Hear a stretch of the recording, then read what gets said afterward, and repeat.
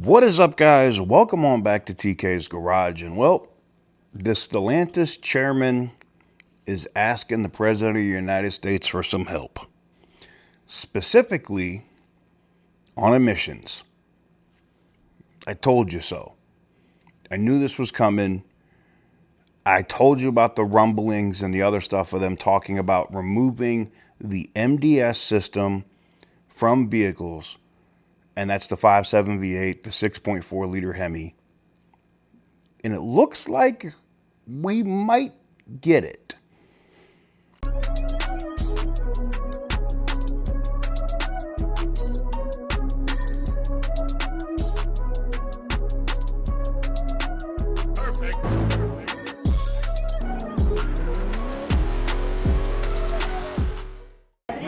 Chairman of Stellantis today. Did Yes. he ask you for a pause on the auto tariffs? No.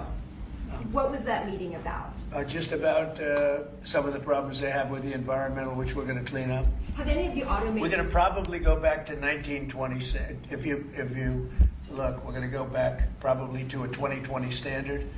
So we'll have 2020 standard, and that's just a few years ago.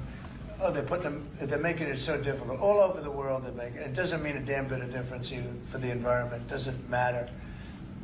They make it impossible for people to build cars. So we're going to be doing much different. 2020 is a strong standard, but they've taken it to a level now that makes it very difficult to build a car. So we're going to be bringing it back to a standard that is a very good environmental standard, but it makes it possible to build a car. Have you heard any concerns from the automakers, though, about the tariffs on parts that will go into effect over the coming weeks, about what that's going to mean for the price of... Well, I gave them a big break for a month. I didn't charge them anything, for a big month, for that first month, and they brought a lot of material into this country because they could bring it in without tariff. If you look at Canada and Mexico, they were driving hundreds of thousands of cars into the market because they avoid the tariffs by doing it before the tariffs go on, which would be Wednesday.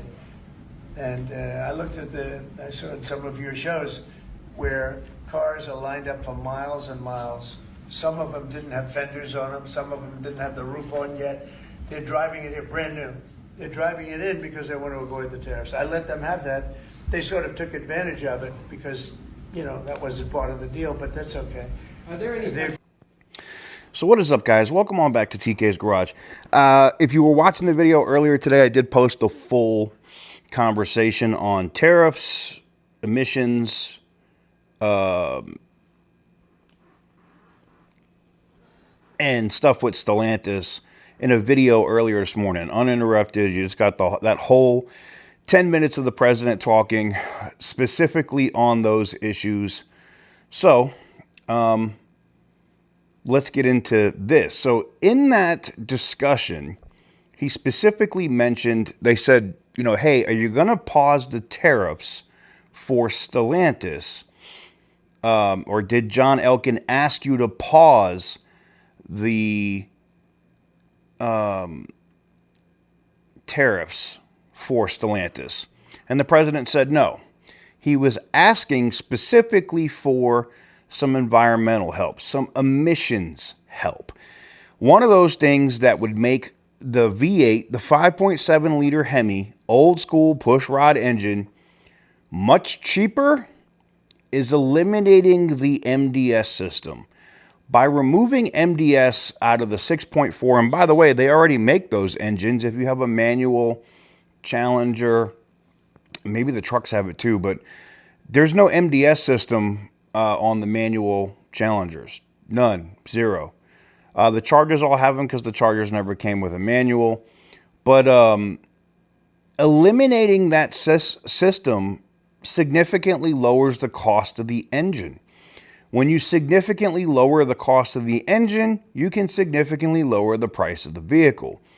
And if you're building those trucks, cars, and other things that will use the 5.7 liter Hemi here in the United States, with a cheaper built or, less parts, less crap, more reliable engine, you're going to have a lot of consumers that are going to want to be all over that. And here's the thing.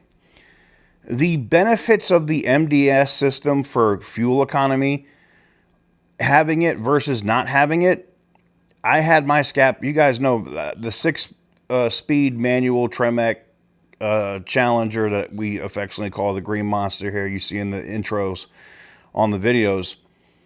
The gas mileage I got out of that car was maybe half a mile to maybe a mile per gallon less than, say, somebody that had the 8-speed automatic. And, you know, you go over a tank of gas, you figure what, almost 20 gallons, whatever you put into the car. So you're looking at 21 miles. Like, I don't know if that's worth all of that unreliability and crap and emissions systems on these engines. I just personally don't think that's the case. And I don't think John Elkann does either. I think he wants to save money and build stuff that consumers want. And I think if the president gets this done, Stellantis could beat General Motors and Ford to the market with an emissionless, you know, outside of catalytic converters or whatnot. But none of this displacement on demand, shutting down cylinder, off, start, stop, BS at the red light software. I think it all goes away. I think the software and the hardware goes away, and we get a 5.7 Hemi that is ultra reliable and cheap, and a 6.4 liter Hemi that's more reliable for not having the MDS on it, and cheaper than when it had the MDS system on it. He basically gave that away, that's what they were talking about on emissions. They were the chairman of Stellantis was talking with the president. I'm sure tariffs did come up, and they're probably negotiating a deal behind the scenes to move the 2500 and the 3500 to Warren Assembly, or, you know, WTAP, because they have to. They don't have a choice. They got to move it.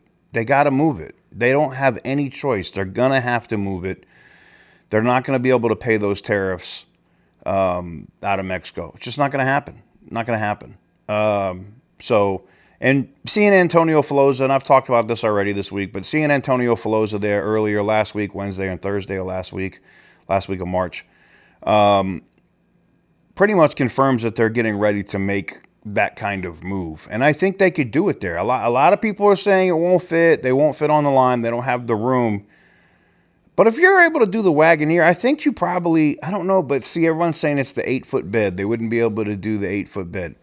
I don't know. Maybe they don't make the 2500 with an 8-foot bed, you know, or I don't know. Maybe they have to do that in a different assembly plant, or maybe the 8-foot bed ones are the only ones made in Mexico. I don't know. But one thing I do know is if the chairman of Stellantis is asking for emissions help, you know what's coming, right? Lots of horsepower, lots of V8s, and ass-kicking cars, and we are all here for it. Now, I've been beating the phones. I've been reaching out to my sources to try to find out what's going on. Is there anything new? And you might see an upload from me later today. There might be some breaking news, so stay tuned. Make sure you got that bell notification checked so you don't miss it. But give the video a big thumbs up if you like what I do. Hit the subscribe button if you haven't already. I find it very interesting that the chairman, the de facto CEO right now, is having conversations with the president on emissions, and he let that go. I just hope they go back further than 2020. Like, we need to get back, like, at a minimum to, like, 2006. Can we get back to 2006 standards? I could probably live with that. Before displacement on demand, before DEF, before all of this stupid crap. Can we do that, please? Anyways, thank you guys very much for watching. I truly appreciate it. If you want to get any of the cool merch that we have over here, go over to tksgarage.com. You can get this, all kinds of stuff. But until next time, as always, stay petty, my friends.